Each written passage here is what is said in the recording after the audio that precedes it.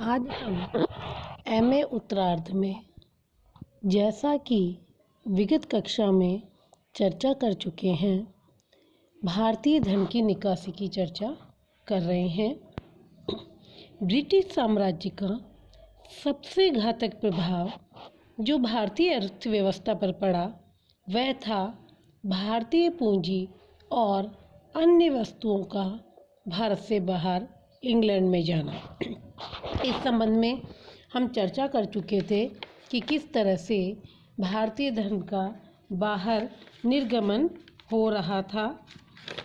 उसी को आगे बढ़ाते हुए बंगाल के राजस्व तथा व्यय विवरण के अनुसार कंपनी प्रशासन के पहले 6 वर्षों में इस देश का शुद्ध राजस्व 1,30,66,991 पाउंड था और कुल खर्च 90,27,609 पाउंड था। इस प्रकार 40,39,100 पाउंड का शुद्ध अधिशेष रह जाता था। अधिशेष की यह राशि वस्तुओं के रूप में इंग्लैंड भेज दी जाती थी। यह तो था कंपनी की ओर से धन निष्कासन। इसके साथ साथ कंपनी के कर्मचारी भी धन कमाकर इंग्लैंड भेज रहे थे।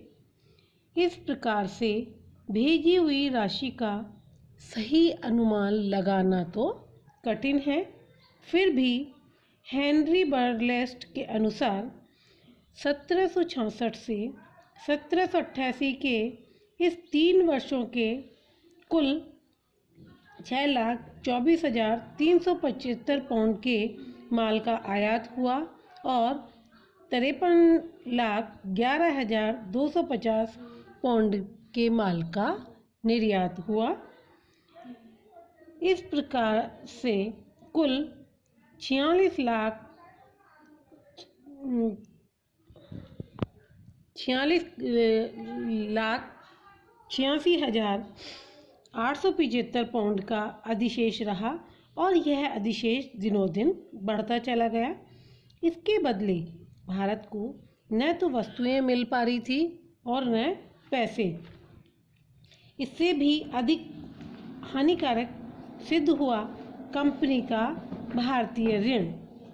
यह ऋण था जो कि कंपनी ने भारत में अपनी सत्ता को स्थापित करने के लिए इंग्लैंड के सत्ताधिकारियों को देने के लिए लिया था। जैसा दादाभाई नौरोजी ने कहा, भारत का धन ही भारत से बाहर जाता और फिर वही धन भारत को ऋण के रूप में दे दिया जाता, जिसके लिए उसे और धन ब्याज के रूप में चुकाना पड़ता और यह सब एक दुष्चक्र था जिसे तोड़ना कठिन था। 1792 में यह ऋण सूद के साथ 70 लाख और 1799 में 1 करोड़ से ऊपर पहुंच गया था। 1850-51 में यह ऋण 5 करोड़ 50 लाख और 1857 में 6 करोड़ 90 लाख तक पहुंच गया।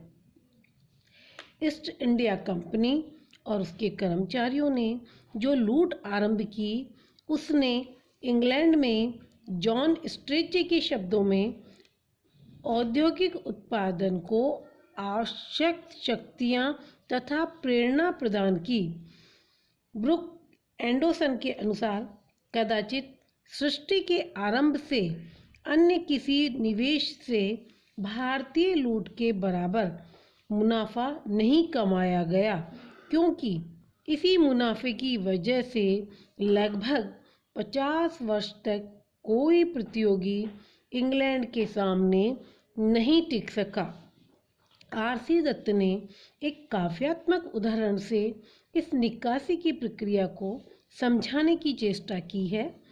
भारतीय राजाओं द्वारा कर लेना तो सूर्य द्वारा भूमि से पानी लेने के समान था, जो पुनः वर्षा के रूप में भूमि पर उर्वरता देने के लिए फिर वापस आता था, पर अंग्रेजों द्वारा लिया गया कर फिर भारत में वर्षा न करके इंग्लैंड में ही वर्षा करता था। इस प्रकार अंग्रेज अब पहल भारत में व्यापार के लिए आए तो उनका उद्देश्य भारत द्वारा निर्मित वस्तुओं को उन देशों तक पहुंचाना था जहां उनकी मांग थी। पर धीरे धीरे ये व्यापारी इस व्यापार के स्वरूप में ऐसा मौलिक परिवर्तन लाए कि व्यापार की दिशा ही बदल गई। भारत जो कि किसी समय बाकी देशों को वस्तुएं निर्यात करने वाला एक महान देश समझा जाता था, अब स्वयं एक कृषक उपनिवेश बनकर रह गया, जिसका काम था इंग्लैंड के उद्योगों के लिए कच्चा माल अंग्रेजों को देना और उस कच्चे माल से बनी वस्तुओं के लिए मंडी का काम करना।